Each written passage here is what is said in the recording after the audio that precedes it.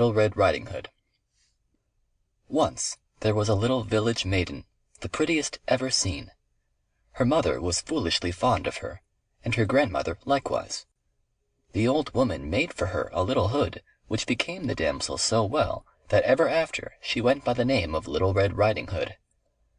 One day, when her mother was making cakes, she said, "My child, you shall go and see your grandmother, for I hear she is not well, and you shall take her some of these cakes and a pot of butter." Little Red Riding Hood was delighted to go, though it was a long walk, but she was a good child and fond of her kind grandmother. Passing through a wood, she met a great wolf, who was most eager to eat her up, but dared not, because of a woodcutter who was busy hard by. So he only came and asked her politely where she was going. The poor child, who did not know how dangerous it is to stop and speak to wolves, replied, "I am going to see my grandmother, and to take her a cake and a pot of butter, which my mother has sent her." "Is it very far from hence?" asked the wolf. "Oh yes, it is just above the mill which you may see up there, the first house you come to in the village." "Well," said the wolf, "I will go there also, to inquire after your excellent grandmother. I will go one way and you the other, and we will see who can be there first." So he ran as fast as ever he could, taking the shortest road. But the little maiden took the longest, for she stopped to pluck roses in the wood, to chase butterflies, and gather nosegays of the prettiest flowers she could find. She was such a happy and innocent little soul. The wolf was not long in reaching the grandmother's door. He knocked, "Tuck, tuck," and the grandmother said, "Who is there?" "It is your child, Little Red Riding Hood," replied the wicked beast, imitating the girl's voice. "I bring you a cake and a pot of butter, which my mother has sent you."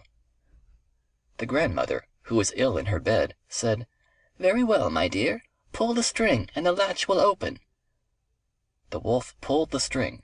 The door flew open. He leaped in, fell upon the poor old woman, and ate her up in less than no time, tough as she was, for he had not tasted anything for more than 3 days. Then he carefully shut the door, and laying himself down snugly in the bed, waited for Little Red Riding Hood, who was not long before she came and knocked, tuck, tuck, at the door. "Who is there?" said the wolf. And the little maiden, hearing his gruff voice, felt sure that her poor grandmother must have caught a bad cold and be very ill indeed. So she answered, cheerfully, "It is your child, Little Red Riding Hood, who brings you a cake and a pot of butter that my mother has sent you."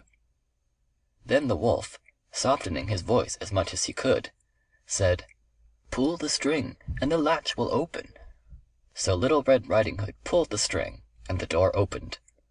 The wolf, seeing her enter, hid himself as much as he could under the coverlid of the bed, and said in a whisper, "Put the cake and the pot of butter on the shelf, and then make haste and come to bed, for it is very late." Little Red Riding Hood did not think so, but, to please her grandmother, she undressed herself and began to get ready for bed, when she was very much astonished to find how different the old woman looked from ordinary. "Grandmother, what great arms you have!" "That is to hug you the better, my dear." "Grandmother, what great ears you have!" "That is to hear you the better, my dear." "Grandmother, what great eyes you have!" "That is to see you the better, my dear." "Grandmother, what a great mouth you have!" "That is to eat you up," cried the wicked wolf, and immediately he fell upon poor Little Red Riding Hood and ate her up in a moment. End of Little Red Riding Hood.